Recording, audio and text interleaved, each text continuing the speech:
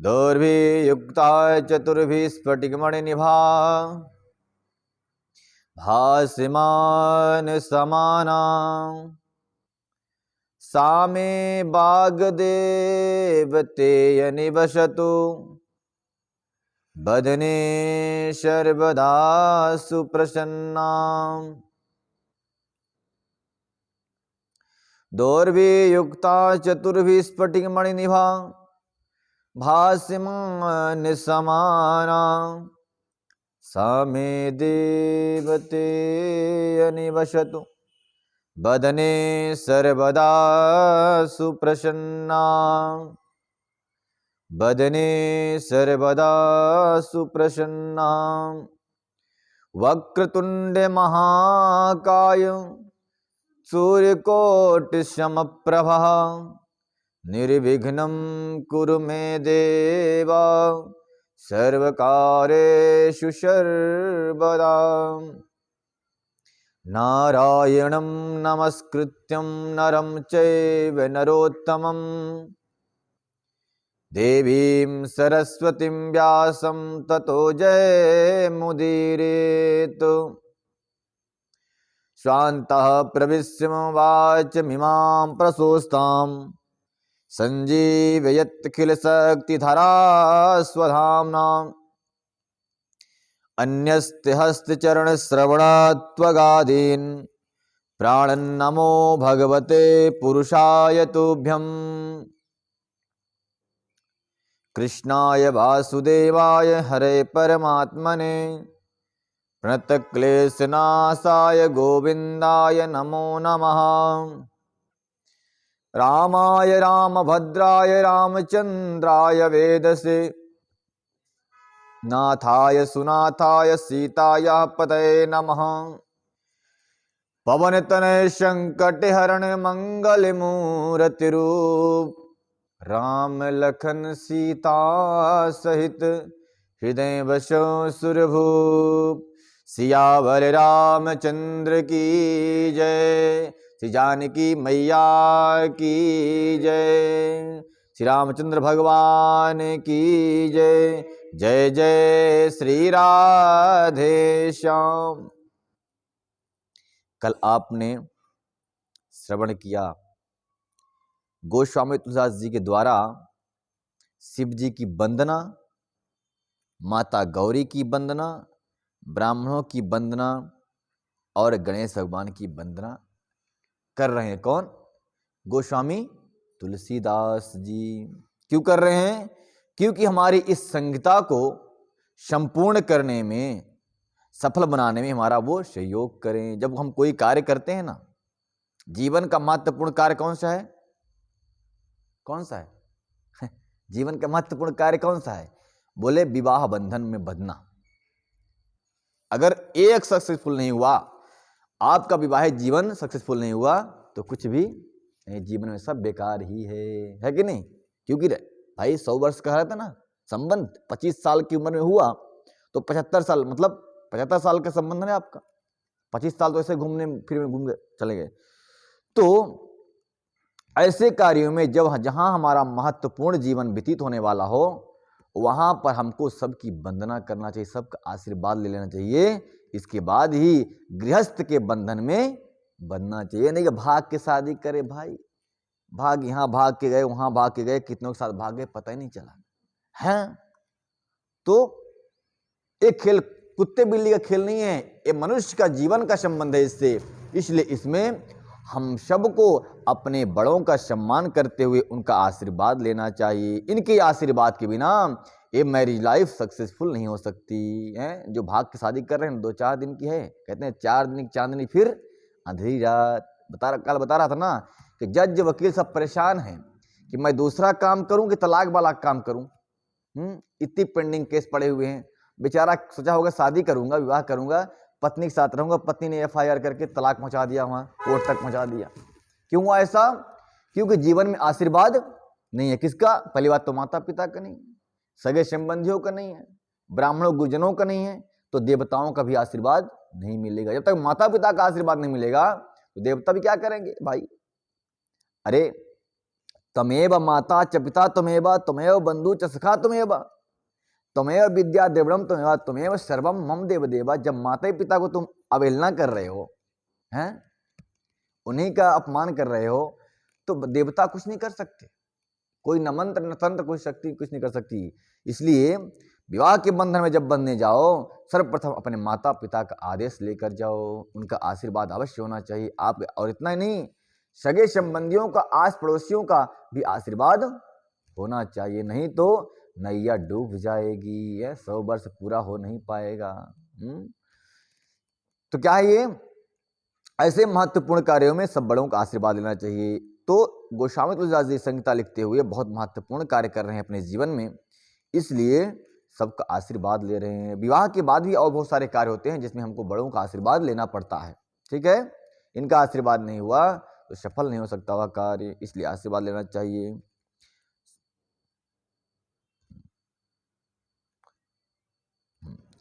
यहां तक हो गया था जहां भगवान श्री गोस्वामी तुलसीदास जी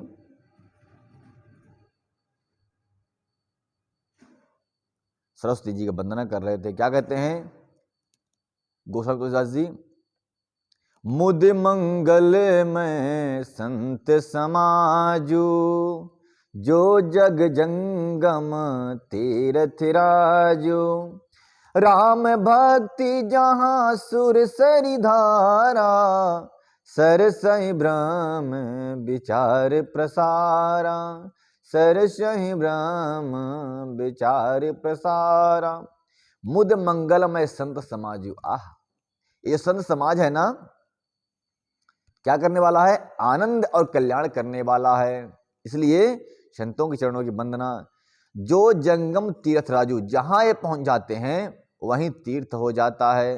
अतः अगर हम माने कि प्रयागराज, इलाहाबाद या हरिद्वार या फिर जहां भी वृंदावन, मथुरा, द्वारिका या फिर अयोध्या, ये क्या है, तीर्थ हैं। क्यों तीर्थ हैं ये? तीर्थ होने का मतलब क्या है कि तीर्थ ही है।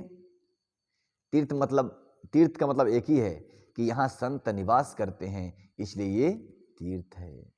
जहां संत निवास करते हैं वहीं तीर्थ होता है, ऐसा मान लीजिए। कभी भ्रमण करते हुए संत महंत अगर मिल जाएं तो उनके चरणों की वंदना कर लेना, ये समझ लेना कि हमारा अहोभाग्य है। संत का दर्शन किसी थोड़ी होता है?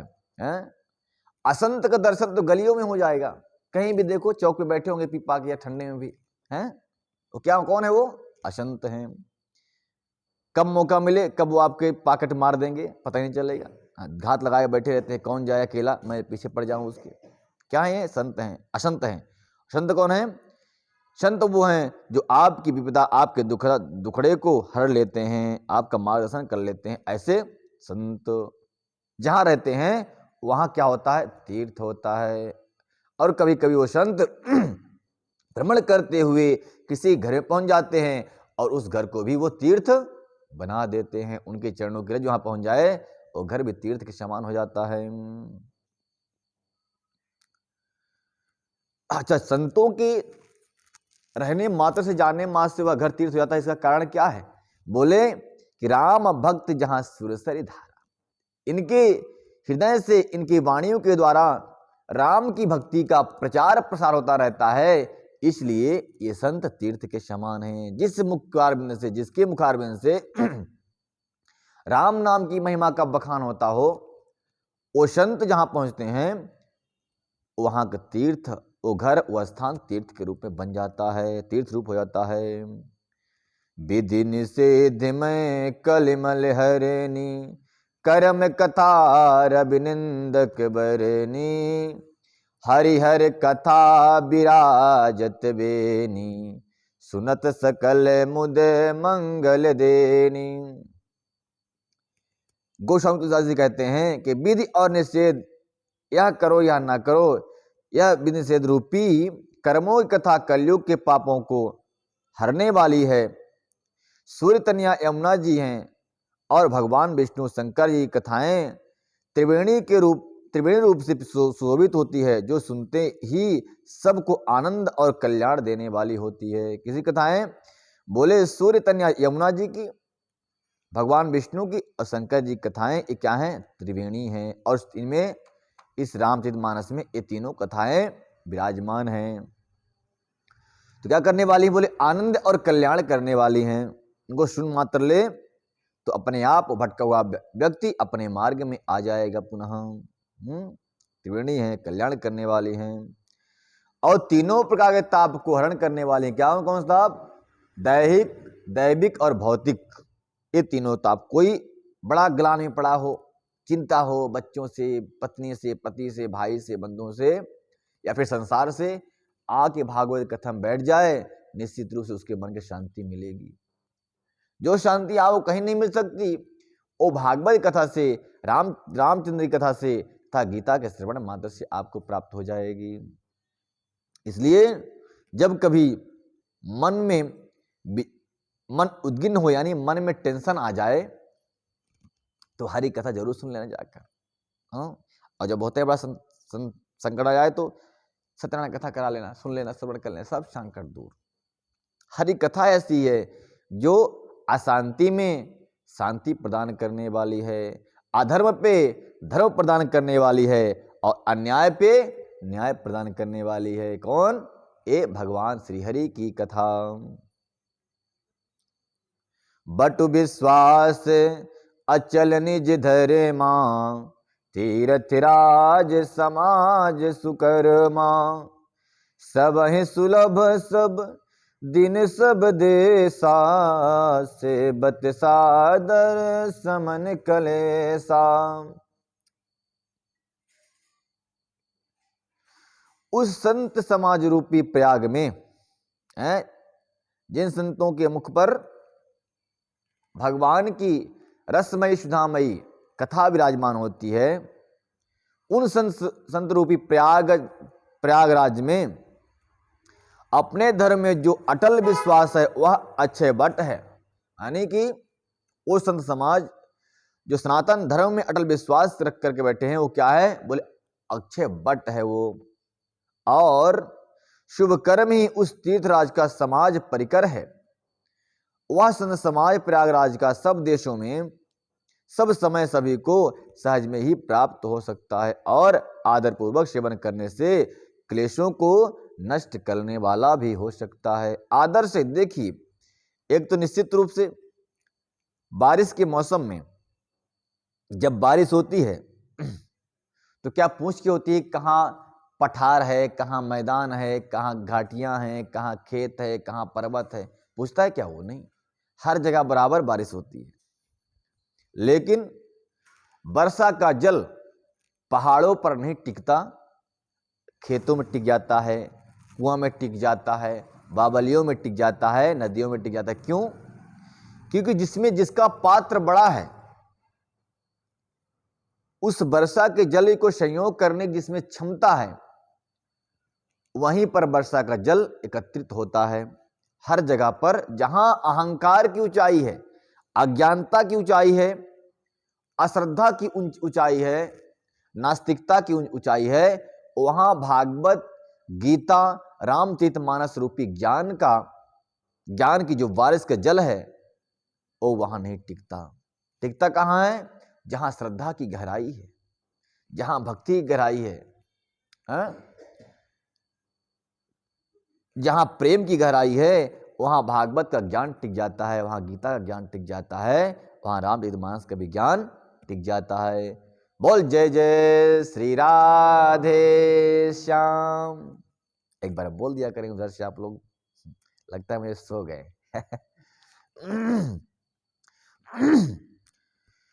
अथक अलौकिक तीरथ राउ, दे सद फल प्रगट प्रभाव। वाह! अथक अलौकिक तीरथ राउ, ये क्या है? संत समाज जो है क्या है? वह तीर्थराज अलौकिक और अकथनीय है एवं तत्काल फल देने वाला है, उसका प्रभाव प्रत्यक्ष है। कहते हैं गंगा जी का स्नान करते रहिए जीवन भर, आप तीर्थों का भ्रमण करते रहिए जीवन भर भ्रमण करने के बाद जो परिवर्तन होगा आप में, वही परिवर्तन संत के मुखारविंद से श्रवण करने पर भगवान की कथा तुरंत कर देने वाली है। यानी कि तुरंत परिवर्तन करने वाली कौन सी कथा है? ये संत राज्य, संत रूपी तीर्थ अपने मुखारबिंद से एक भी बारिश कर दें आपके लिए, तुरंत आप में उसका प्रभाव आ जाएगा, तुरंत परिवर्तन आ जाएगा, तुरंत आपका कल्याण हो जाएगा। किसी संत ने कहा बेटा देखो बीड़ी पीना पाप है, बीड़ी मत पिया करो। अच्छा महाराज मुझे मालूम ही नहीं था। अरे भाई देख देख देख, सारा का सारा उन्होंने कारनामा दिखा दिया कि देख कितनी हानि होती है। बच्चा समझ गया तो कल्याण हो गया, ना समझा तो बर्बाद हो गया। तो सत्य क्या है, असत्य क्या है, धर्म क्या है, अधर्म क्या है, ये कौन बताएगा? तीर्थ थोड़ी बताएंगे। तीर्थों में रहने वाले कोई संत ही बताएंगे आपको। जब ये बात मालूम हो गई सो आपका कल्याण हो गया। अगर ज्ञान अज्ञान, धर्म अधर्म, न्याय अन्याय का बोध न हुआ कथा श्रवण करने के बाद भी, तो फिर एक घंटे का समय जो बैठ रहे हैं आप ठंड में, तो बेकार में चला जाएगा। इसलिए यहाँ जो मोती मिलते हैं उसको अपनी आंचल में बांध लेना और जीवन तक उसको बांध के रखना, कल्याण होता ही रहेगा। सुनि समुझई जन मुदित मन, मन जहि अति अनुराग, लाई चार फल अच्छत तन साधु समाज प्रयाग। जो मनुष्य इस संत समाज रूपी तीर्थराज का प्रभाव प्रसन्न मन से सुनते हैं और समझते हैं और फिर अत्यंत प्रेम पूर्वक इसमें गोता लगाते रहते हैं, वो इस शरीर में रहते ही धर्म अर्थ काम और मोक्ष चारों पुरुषार्थों को प्राप्त कर लेते हैं। क्या क्या? धर्म अर्थ काम और मोक्ष। ये जीवन में चार पुरुषार्थ हैं, इस शरीर के द्वारा सब प्राप्त हो सकते हैं। ये चार पुरुषार्थ मनुष्य जीवन में ही प्राप्त हो सकते हैं, अन्य जीवन में नहीं। हालांकि 84 लाख योनियां हैं, लेकिन 84 लाख योनियों में सबसे श्रेष्ठ जीवन क्या है? मनुष्य। मनुष्य जीवन में आपको धर्म अर्थ काम और मोक्ष ये तीनों प्राप्त कर सकते हैं, लेकिन पशु योनि में ये सब संभव नहीं है। तो धर्म अर्थ क्या है मालूम होगा ना? नहीं मालूम। धर्म क्या है? धर्म है सुबह प्रातः बेला में आपके द्वारा धार्मिक कर्म किया जाए, या देवताओं का दर्शन, बड़ों की सेवा पूजा की जाए, दान किया जाए, ये क्या है? धर्म है। अर्थ क्या है? इसके बाद सुबह सुबह की बात है ये, प्रातः काल बेला में ब्रह्म मुहूर्त में 4 बजे से उठिए, संध्या बंदन कीजिए, पूजा पाठ करिए, 8 बजे तक नाश्ता पानी करके और 9 बजे तक अपने अपने दुकान के लिए, मकान के लिए, अपने व्यवसाय के लिए चले जाइए। सुबह का 6 बजे तक धर्म का काम, धर्म होना चाहिए 6 बजे तक। 6 बजे के बाद अर्थ की प्राप्ति। अर्थ मतलब समझ गया ना? नोटों की गड्डी को भी देखना है कहाँ आएगी नहीं आएगी, पैसा भी कमाना है। अर्थ, अर्थ मतलब होता है पैसा। धर्म अर्थ, फिर काम, फिर समय आ जाएगा आपको, क्योंकि 9 बजे से गए 9 से 9 तक आपको दुकान में रहना है, ऑफिस में रहना है।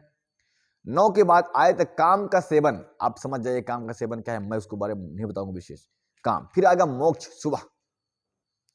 फिर इसके बाद काम के बाद आपको मोक्ष का भी उपाय सोचना है। चौथापन जब आए तो मोक्ष का भी उपाय सोच लेना चाहिए। जीवन में जैसे मान लीजिए छोटा सा जीवन है आपका, बालापन में जब तक विवाह नहीं होता तब तक धर्म करते रहें, ब्रह्मचर्य का पालन करते हुए, देवताओं और संतों की सेवा करते हुए।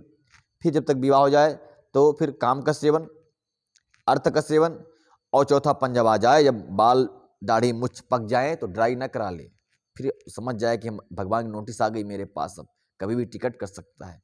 तो मोक्ष प्राप्ति के लिए भगवान का नाम का स्मरण कंटिन्यू करता रहे, क्योंकि काम तो है नहीं। बहू बेटी भी ध्यान नहीं देते, बुढ़ा पड़ा होगा किसी कोने में, जान दो उसको।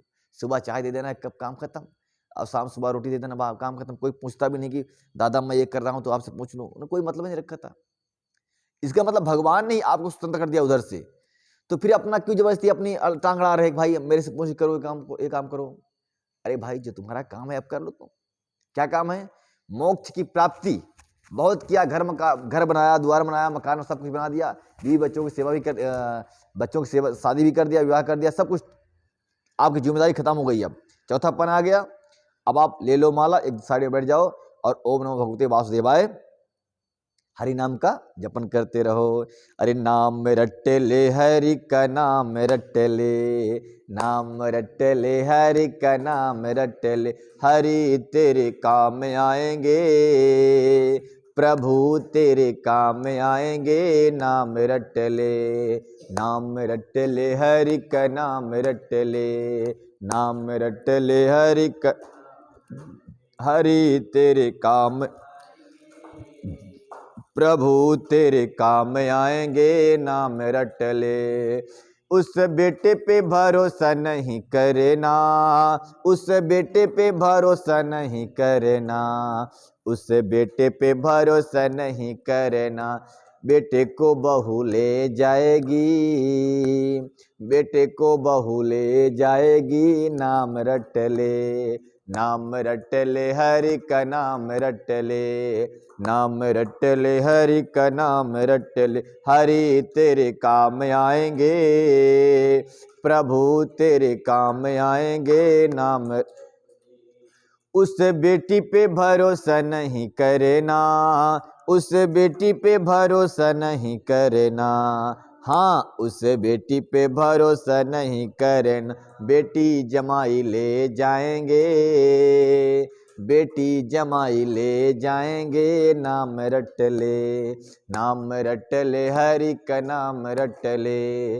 नाम रट ले हरि का नाम रट ले, हरि तेरे काम आएंगे, प्रभु तेरे काम आएंगे। नाम रट ले। इस काया का भरोसा नहीं करना, इस काया का भरोसा नहीं करना, इस काया का भरोसा नहीं करना, ये काया एक दिन जले जाएगी, ये काया एक दिन जले जाएगी। नाम रट ले, नाम रट ले हरि का नाम रट ले, नाम रट ले हरि का नाम रट ले, हरि तेरे काम आएंगे, यही तेरे संग जाएंगे। नाम रट ले। इस माया का भरोसा नहीं करना, इस माया का भरोसा नहीं करना, हाँ इस माया का भरोसा नहीं करना, ये माया यहीं रह जाएगी, ये माया यहीं रह जाएगी। नाम रट ले, नाम रट ले हरि का नाम रट ले, हरि तेरे काम आएंगे, प्रभु तेरे काम आएंगे। नाम रट ले। बोल श्री रामचंद्र भगवान की, जानकी मैया की जय, पवन हनुमान की जय। जय जय श्री राधे श्याम। तो क्या है ये? 4 फल मिलने वाले हैं। एक इसमें इस मनुष्य शरीर को प्राप्त करने के बाद इन चारों को, और चारों आवश्यक हैं, लेकिन होता क्या है कि ये अज्ञानी मनुष्य भगवान की जिसको माया घेर के रखी है, अच्छी तरह से दबा के रखी है, वो सिर्फ 2 ही कमा पाता है, एक ही काम, अर्थ और काम कमा लेता है, और धर्म मोक्ष से वंचित रह जाता है। यानी पैसा कमाता है और काम भी प्राप्त कर लेता है, लेकिन मोक्ष और धर्म से वंचित रह जाता है, और इसी के परिणाम स्वरूप बेचारा यहाँ भी कष्ट पाता है, और मरने के बाद नरक में चला जाता है और नरक में कष्ट पाता है। ठीक है ना। भगवान इस मनुष्य शरीर, मनुष्य जीवन में जो मनुष्य जीवन मिला है ना, ये 5 तत्व से बना हुआ शरीर, ये कर्म करने वाला शरीर है। क्या है? कर्म करो और फल प्राप्त करो इसका।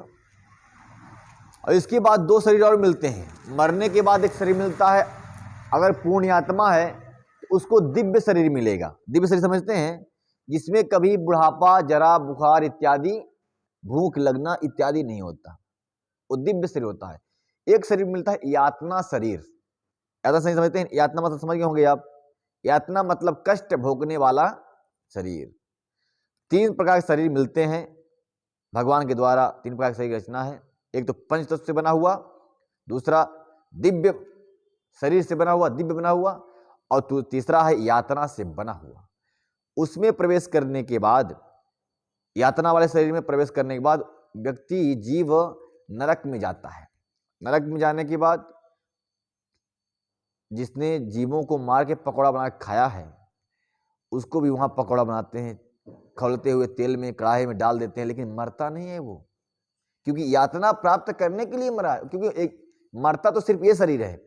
कौन शरीर? ये पंच तत्व से बना हुआ शरीर ही मरता है। कि कोई कष्ट दिया, हाँ फांसी लगाने के आपने सीधे निर्णय ले लिया तो मर तो गए यहाँ, लेकिन फिर जो वहाँ दुर्गति होती है, अब वहाँ से कहाँ जाओगे? वहाँ तो मरना है नहीं, वहाँ सिर्फ कष्ट ही भोगना है। जो आत्महत्या करके जाते हैं, पाप करके जाते हैं, दुराचार अनाचार करके जाते हैं, उनको यहाँ से ज्यादा वहाँ कष्ट होता है। तो यातना शरीर प्राप्त करने वाले को टुकड़े टुकड़े यानी जहां तहां जैसे जिस प्रकार नरक में वो कर्म किया है मनुष्य शरीर में, वैसे ही उसको वहां फल भोगना पड़ता है। और अगर पुण्य आत्मा है, दान किया है, धर्म किया है, तो उसको दिव्य शरीर प्राप्त होता है। तो फिर उसको जरा बुढ़ापा इत्यादि का कोई भय नहीं होता। हमेशा उसके शरीर से सुगंध निकलती रहती है। वह सोने या चांदी के सिंहासन में बैठा हुआ अपने इच्छा के अनुसार स्वर्ग में भ्रमण करता है। उसके सेवा में दास दासियां लगी रहती हैं और उसके बाल दाढ़ी इत्यादि पकने का टेंशन नहीं और ड्राई करने का भी टेंशन नहीं रहता है। टाइम फालतू 10 मिनट चला जाएगा, है ना। तो वहां दिव्य शरीर प्राप्त करने के बाद ये सब होता नहीं, क्योंकि बुढ़ा होता नहीं वो, तो बाल काहे पकेगा। तो इस मनुष्य शरीर को प्राप्त करने के बाद यह जीव सब कुछ प्राप्त कर सकता है अगर ज्ञान प्राप्त कर ले तो। अज्ञान बस बेचारा न जाने क्या क्या करता रहता है, अंत में अपना सर्वनाश कर लेता है और न सच में वो पृथ्वी पर भी सुख नहीं प्राप्त कर पाता और मरने के बाद जाना उसको ले नरक तैयार ही है यार ऑलरेडी। इसलिए इसमें कह रहे हैं भगवान गोस्वामी तुलसीदास जी कि मनुष्य संत समाज रूपी तीर्थ के प्रभाव से इनके शरण में जाने के बाद ज्ञान प्राप्त कर लेता है। उसी ज्ञान के द्वारा ये धर्म, अर्थ, काम और मोक्ष चारों पुरुषार्थ प्राप्त कर लेता है और अपना कल्याण कर लेता है। यानी कि इसको बड़े सावधानी के साथ ज्ञान का संयोग करना, संचय करना चाहिए और उसी ज्ञान के मार्ग में चल करके अपना ये जन्म और वो जन्म दोनों जन्म को सुधार लेना चाहिए। बोल वृंदावन भाई लाल की जय। अगर नहीं संभाल पाया, कहते हैं, बताया था मैं आपको ना परसों कि आज तू विष पी ले, कल अमृत बन जाएगा। अगर आज अमृत पीना चाहोगे तो निश्चित रूप से कल विष बन जाएगा और वही विष आपको नरक की ओर ले जाएगा। बहुत सारे आजकल के बच्चे हैं ना जो उठपटांग करने वाले, सोचते हैं आज कर ले फिर बाद में कौन देखता है, तो कहते हैं प्रेजेंट में जीना चाहिए, फ्यूचर में क्या जीना है। लेकिन जब उनसे पूछा जाए कि जो भी आज आप कर्म कर रहे हो प्रेजेंट के लिए कर रहे हो, फ्यूचर के लिए कर रहे हो, कोई व्यक्ति बता दे। हर कोई फ्यूचर पे डिपेंड है, प्रेजेंट पे नहीं। अगर मान ले कोई कह दे कि आज आपको सुख मिलेगा कल दुख मिलेगा, कैसा कोई ऐसा जैसा चारो कोई भविष्य वक्ता कह दे ऐसा, तो बेचारा बताओ आज के कल के टेंशन में आज कभी सुख भोग नहीं सकते आप। आज नींद नहीं लगेगी, बोलेगी आज सुखे चलो आओ मालपुआ खिलाता हूं तुमको, कल दुख मिलेगा, तो मालपुआ आज भी नहीं खा पाएंगे आप कल के टेंशन में। इसलिए कल सुख मिले तो चलेगा, लेकिन आज के सुख के चक्कर में कल का हम सुख नहीं खो सकते हैं। कल के सुख के लिए मैं आज दुख भोग सकता हूं, लेकिन आज सुख कल के दुख के लिए नहीं भोग सकता। यानी कि आज अमृत पी लो कल विष बन जाए, ऐसा काम ही न करो, बल्कि ऐसा काम कर लो कि आज विष बोलूं कल मेरे लिए अमृत बन जाए। अंत भला तो सब भला, और अंत भला नहीं तो कुछ भला नहीं। अब मान लो बहुत आपने बहुत पैसा कमाया, जब बाद में बहू बेटे डंडा से ठुकाई करने लगे वृद्धावस्था में हैं, तब सारी नोट गड्डी वो बैंक में पड़ी, सगला कमाई इधर गई भूमि में जमीन पे बाई। तो क्या मतलब ऐसी कमाई है, चाय भी नसीब ना हो क्या ऐसी कमाई। इसलिए कहना चाहता बड़ा सावधानी के साथ धर्म करो ऐसा कि कल्याण हो जाए, किसी के अधीन होने की आवश्यकता ना पड़े, ठाकुर जी हाथ पांव चलते हुए लेके चले जाएं। डरता है बेचारा मरने से, भाई डरो मत, कल्याण होगा। वो तो बड़े भाग्यशाली होते हैं जो चलते फिर चले जाते हैं, नहीं तो फिर जेसीबी लगा के बेटा उठाता है उनको, या बाप कौन उठाए इनको, पिताजी उठ नहीं रहे मेरे से, क्योंकि ये सब वीआईपी लोग हैं ना, हाथ ही नहीं लगाते। पहले के लोग, गांव के लोग हैं बच्चे जो अपने माता पिता की सेवा करते थे, आज तो बोलेंगे मैया को उठाने के लिए, पिताजी को उठाने के लिए। अब लड़का विदेश में तो फिर ग्राम पंचायत वाले उस कचरा वाली गाड़ी में डाल के ले जाते हैं वहां तक, कहाँ तक शमशान घाट तक। बताओ कैसा कर्म किया है, कचरे वाली गाड़ी में जा रहा है, डेड बॉडी जा रही है। बताओ। एक पिता की कहानी बता दूं मैं आपको, हालांकि टाइम तो हो गया है। एक प्रिंसिपल साहब थे, उन्होंने बहुत पैसे कमाया लाइफ में अपने, और 2 बच्चे थे, 3 बच्चियां थी, तीनों बच्चियों का विवाह कर दिया समय पे, बच्चे चले गए जहां तहां। खूब पढ़ाया बच्चों को, सबको उन्होंने बैरिस्टर बना दिया पढ़ा करके। सब विदेश में, 2 बच्चे विदेश में चले गए, डॉक्टरी करने लगे और डॉक्टर बन गए वहां। तो एक बार यहां से अब माता पिता को के लिए फ्लैट था, फ्लैट में रहते थे वो लोग। अच्छा शिक्षा दिया पिताजी ने, प्रिंसिपल साहब ने अपने बच्चों को, लेकिन भूल से भी उन्होंने गीता का शिक्षा नहीं दिया बच्चों को। यानी कि ये जो संतों के मुख से निकली हुई वाणी कभी नहीं सुनाया उन्होंने, क्योंकि टाइम नहीं था उनके, ना उनके पास ना उनके बच्चों के पास। बच्चे पढ़ के शिक्षा प्राप्त किए, डॉक्टर बन गए, विदेश चले गए, अमेरिका में डॉक्टरी करने लगे, दोनों के दोनों जॉब प्राप्त कर लिया, अब खूब पैसा कमा रहे थे। पैसा, पिता ने भी पैसा कम नहीं कमाया, पिता की भी पैसे लबालब था बैंक में, परंतु दान और धर्म उनके हिस्से में एक भी नहीं था। समय आता गया, समय आते आते बच्चे जवान हुए, बड़े हुए, शादी हो गई, विवाह हो गए, बच्चे अमेरिका में अपने परिवार के साथ सेट हो गए जाकर। एक बार पिताजी ने फोन किया, बेटा आ जाओ, अब मैं पति पत्नी रहता हूँ यहाँ पर, तो हाथ पांव काम नहीं करते, एक बच्चा आ जाओ मेरे पास, सेवा करो, और एक वहाँ रहो। तो दोनों ने कह दिया कि नहीं, अब मेरे फैमिली को इंडिया शूट नहीं करती, अब तो अमेरिका शूट करने लगा है, इसलिए हम अमेरिका में ही रहेंगे। अब मरते कहाँ न करते, अब ज़्यादा बात भी नहीं करते, अब बुढ़ानीदार बच्चे की डांट क्या खाना। फोन कट कर दिए, टेलीफोन लगा था उनके घर में। समय बीतता गया, हाथ पांव काम करना बंद कर दिया और आंखें भी काम करना बंद कर दी। दिखाई नहीं पड़ता, अंधे हो गए दोनों बेचारे। अब जैसे तैसे काम चलने लगा इनका। दोनों बच्चे समय आने पर अपने पास ही रहे। एक बच्चा ने बड़ा कृपा किया, दया किया माता पिता पे, हालांकि कोई दया नहीं कर सकता, लेकिन उनके समझ से ये सब था कि मैं बहुत दया कर रहा हूँ। ले गए माता पिता को अमेरिका उठा के, अब उनको एक रूम में बंद कर दिए, मतलब रहो यहीं पे, वहाँ कहाँ घूमने फिरने का टाइम, कि सब व्यस्त, सब बिजी लोग।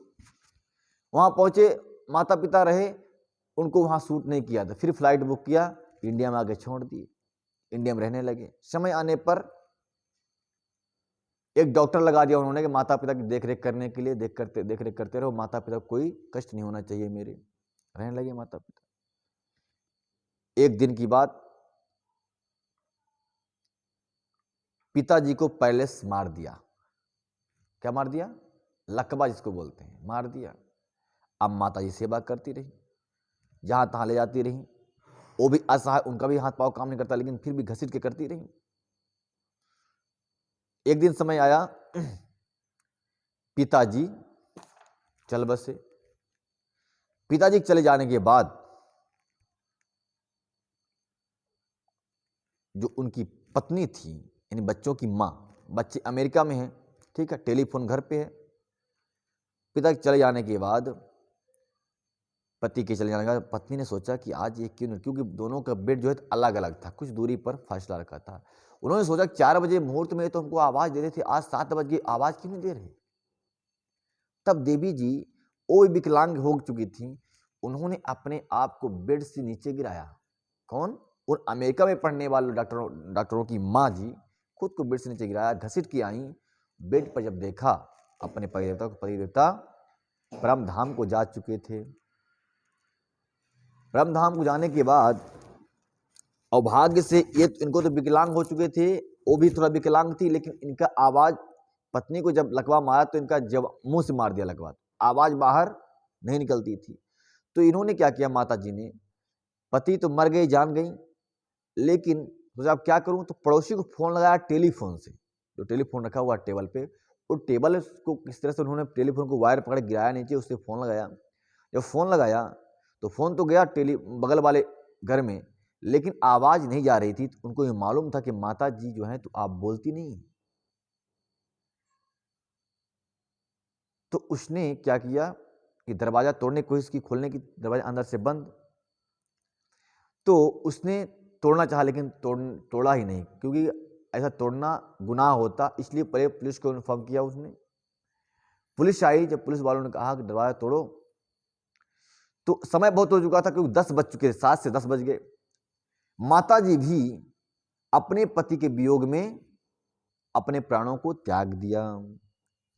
समय पर ताला दरवाजा तोड़ा गया, देखा कि एक माता जी मरी पड़ी हुई है टेलीफोन के पास और उनके पति देवता जो हैं तो बेड पे पड़े हुए हैं मृत्यु को प्राप्त होकर के। सब ने बच्चों को फ़ोन किया गया तो बच्चों ने कहा, अमेरिका में रहने वाले लोगों ने, इंग्लिश की पढ़ाई पढ़ने वाले लोगों ने कहा कि हमारे माता पिता जो थे चले गए, साहब ऐसा करिए आप इनका अंतिम संस्कार कर दीजिए, मैं ऑनलाइन इनका चिता जलते हुए देख लूंगा।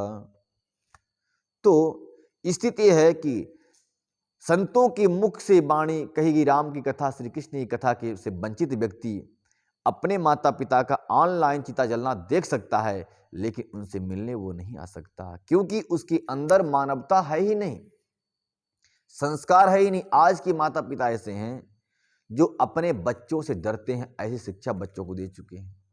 अगर बेटी चिल्ला के बोल देना, हिम्मत नहीं कि माँ बोल दे, उल्टा आवाज में डांट दे उसको, औकात ही नहीं उसकी अम्मा की, क्योंकि माँ ने शिक्षा ही ऐसा नहीं दिया उसको। बेटा अगर बोल दे तो पिता की हिम्मत नहीं कि बोल उसको समझा के बुझा ले, क्योंकि शिक्षा ऐसी नहीं है। परंतु आज भी कुछ माताएं ऐसी हैं कि बच्चे बुढ़े हो गए हैं परंतु माँ डांट देती है तो बच्चा शांत हो जाता है।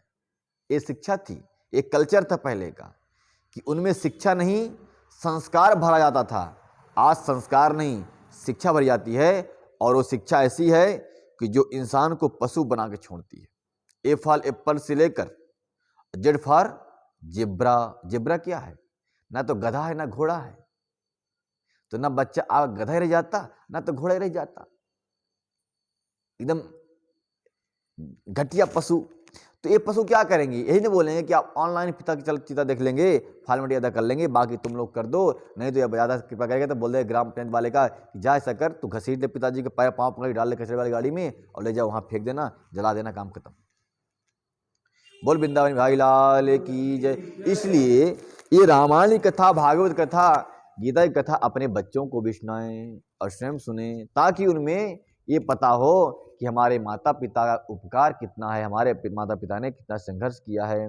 देखिए, अगर मैकॉले की शिक्षा को पढ़ाएंगे तो कभी इस बात को एक्सेप्ट नहीं करेगा कि मेरी मैया ने मुझे अपने 9 महीना अपने गर्भ में धारण किया था, ऐसा कभी मानेगा नहीं। वो मान लेगा कि मैं धरती से फोड़ के पैदा हुआ हूँ, और ऐसा करके आपकी सेवा से वंचित रह जाएगा और अपना भी जीवन वह नरक बना लेगा। बोल वृंदावन बिहारी लाल की जय। आज कथा यहीं तक, कल और कथा आपको सुनाई जाएगी श्री रामचंद्र की। इसे संतों के मुख से गाई हुई वाणी अक्सर सुने और अपने जीवन को पवित्र करें, अपना कल्याण करें, यही मेरा उपदेश है, यही मेरा